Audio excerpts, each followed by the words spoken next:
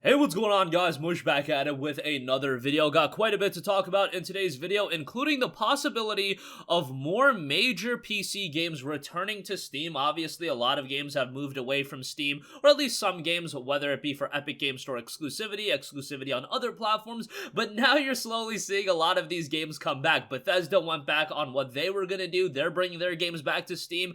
EA is bringing their games back to Steam, and a lot of the Epic Game Store exclusives that were timed exclusives, mind you, are now returning to Steam as well. But it looks like Ubisoft titles might be making their move back to Steam based on some information that has been unearthed, so we'll talk all about that. Also, we've got an update on Halo Master Chief Collection's development, and obviously that's one of my more anticipated games to see the rest of that come out on PC for the rest of this year. And I want to talk a little bit about Ori and the Will of the Wisps, a fantastic game that will be playable through Xbox Game Pass. Maybe a game a lot of you guys are not familiar with. It's the follow-up to Blind Forest, and that game was tremendous. So we'll talk all about that at the end of this video. But first of all, after The Division 2 was not released on PC and Steam, I should just say Steam, it was released on PC, Epic Game Store, and Uplay exclusive, The Division 2 might be making its way back to Steam. As noted by Twitter user Morwall, quote, "The Division 2 package made the first movement in 1 year. This movement last 2 times meant a page comeback in the case of some different games. Don't get your hopes up though, just in case." Now, this is actually exactly the same thing that happened with EA titles before EA games made their return onto Steam with Star Wars Jedi Fallen Order. So if this is also to be believed to make The Division 2 make a comeback on Steam, this makes a lot of sense. And I think a lot of developers are realizing, yes, the idea of releasing your games on your own platform, that sounds very, very nice in theory. However, a lot of people are just invested into Steam. A lot of people I know personally only buy games on Steam. Steam just offers you that promotion and that publicity that a lot of other platforms are not going to offer you. A Uplay is not going to offer you that. An Epic Game Store, outside of giving you a gigantic check upfront, they're not going to offer you that publicity. And what do you value more? Do you value that upfront money, that short-term cash, as I like to say, or do you actually like to have longevity in your player base? And in the case of a game like The Division 2, you want that longevity of your player base, especially because, and now more so than ever, it seems like Ubisoft is very much wanting to do that with The Division 2 in particular.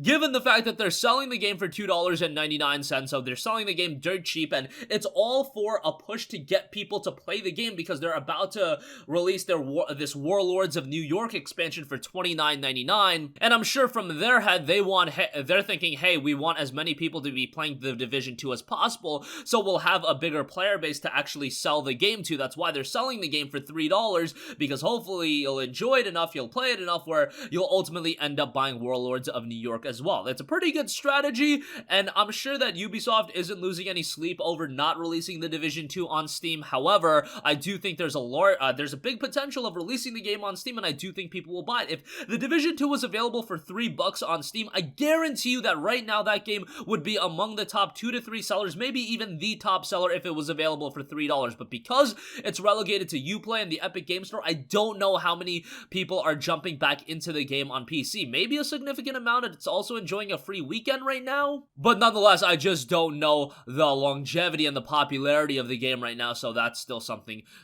that's a little bit up in the air. But I do think there's a lot of potential in Ubisoft games just making a general comeback onto PC, especially because, do you want to relegate a lot of your upcoming multiplayer games to outside platforms? Do you not want to put out Rainbow Six Quarantine or whatever the game's called on Steam? Do you want to put that only on Uplay? Do you want to limit the player base like that, especially because that's a game that you would think that they would want to monetize for years on end? Do you really want to be in the position that you're already starting off with a stifled user base because the game's not on Steam? Yes, I'm sure the Epic Game Store is going to offer you a significant amount of money once again. However, is that worth the trade-off? There's a significant trade-off outside of just the monetary investment that EGS is offering you. You're talking about these games that are being designed to have longevity in mind, and that longevity, again, is just greatly stifled if the game is not available on Steam. I'm not trying to come across like Steam is the be-all, end-all, and if you don't release your game on Steam, it's not going to go anywhere. However, Uplay is just not that significant of a platform. Some people use it, but it's not like it's that huge. Epic Game Store, we've already seen it.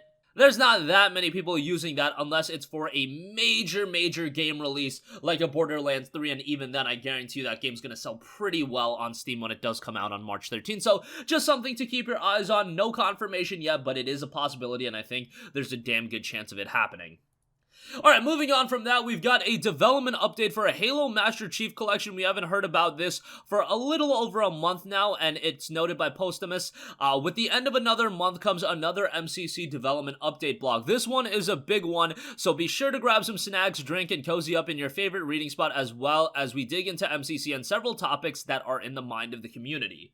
So I don't really want to go over everything because this is an in-depth post, but I'll leave a link in the description box below where you can check it out for yourself. But they do go over February flighting text. Flighting for February took off on the 13th of this month for just over 100,000 players on PC via the Halo Insider program. On the 20th, we updated the flight build and invited an additional 50,000 insiders to participate. Then on the 25th, we released an additional flight update and extended it so that it would wrap up today. An overview of the February 20th build update and resolved community issues can be found in the weekly development and flighting update from last Friday. To stay up to date on these, make sure to bookmark aka.ms/MCC weekly updates. So some of the resolved issues include, over the course of this flight, the known issues list has been updated in sync with new build releases. This includes adding new resolved known and previously active known issues. Many of the items noted below will be recognizable to flight participants, as these were the very same topics reported through the insider support site. Please note this isn't a 100% exhaustive list. The issues listed below include bugs resolved on February 20th and incorporated into the most recent build, which is 1.1377.0.0 released on February 25th. So some of the global resolved issues include when signing out of the title, it'll often crash. A bug was causing uncapped to be capped at 200 frames per second. Restoring to default does not affect zoom in and zoom out on keyboard. You'll lose functionality while using a gamepad if you sign out with the message of the day open. When using keyboard and mouse, you'll see an Xbox button prompts instead of the correct keys on the character customization screens. Ranks will be displayed when connecting to a ranked match for all players. Debug test is present in the gameplay settings menus when set to non-English languages, I should say. Halo 4 loadouts were present in the customization options. There were a lot of issues resolved in Halo Combat Evolved Anniversary as well.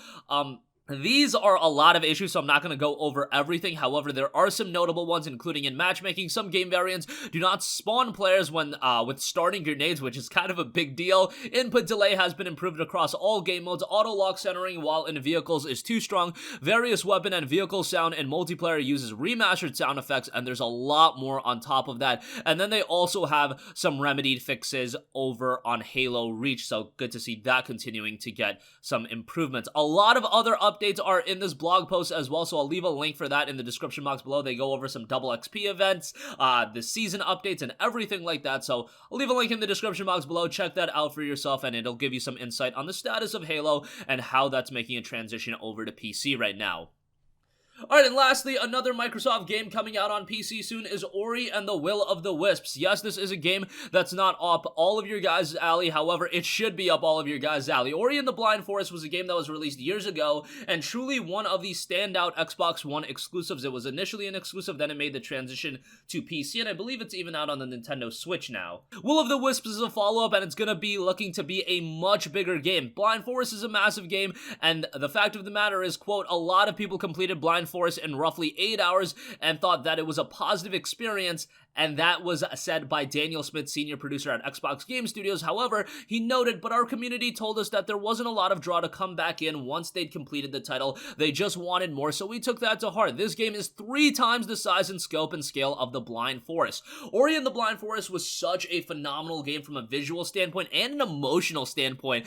There are a few games that really tug at emotional heartstrings, but Ori and the Blind Forest was one of those games. I look at games like Brothers: A Tale of Two Sons being another one of those games. A lot of the downloadable and lower key titles often are like that. A Plague Tale: Innocence is another game like that. And I imagine more of the same out of Ori and the Will of the Wisps. This has been in development for quite a while, so hopefully it finally hits its release window. It is to be released relatively soon, so hopefully that comes to fruition and all of that comes together rather smoothly. Right now scheduled for a release on March 11th, and of course as an Xbox Play Anywhere title, it will be available directly through Xbox Game Pass, so if you still got your $5 a month subscription, it'll be available that way, and it should be available directly on Steam. I believe it will be priced at $29.99. They could probably even get away with a $39.99 price point for this one, given how much content they're adding, but nonetheless, definitely a game to have on your radar, and I implore you, even if you're not a big fan of subscription services, go on Steam, add it to your wish list, and then down the line, if you do want to wait for a sale, because there's a lot of big games coming out, and I can understand waiting on a sale for this one, pick it up then, but it is going to be a fantastic game, I can pretty much guarantee that. And that's going to conclude this video, guys. Again, by the looks of it, The Division 2 might be making a comeback onto Steam. I'll keep you guys posted onto that, and hopefully that goes for our future Ubisoft titles as well. We've got a development update on Master Chief Collection, and Ori and the Will of the Wisps looks to be a very, very big game in comparison to Blind Forest. That's going to conclude this video. If you guys have a request for a future video, you can leave that in the comments section down below. Thank you for watching, and goodbye. Hey, what's going on, guys? Mush here again. Hope you enjoyed the video. As you guys might know, YouTube's notification system is sometimes a little bit wonky, even if you're subscribed to the channel. Maybe you're not abundantly aware that I uploaded a video. To remedy that situation, make sure you hit the bell notification button. This way, whenever I upload a new video, and I try to upload as consistently as possible, you will be notified directly of the upload, and you can watch it as soon as it goes live. I would really appreciate if you guys hit that button so you can stay up to date with all of the content I'm posting. But as always, guys, thanks for watching, and I'll catch you guys in the next one. Peace out.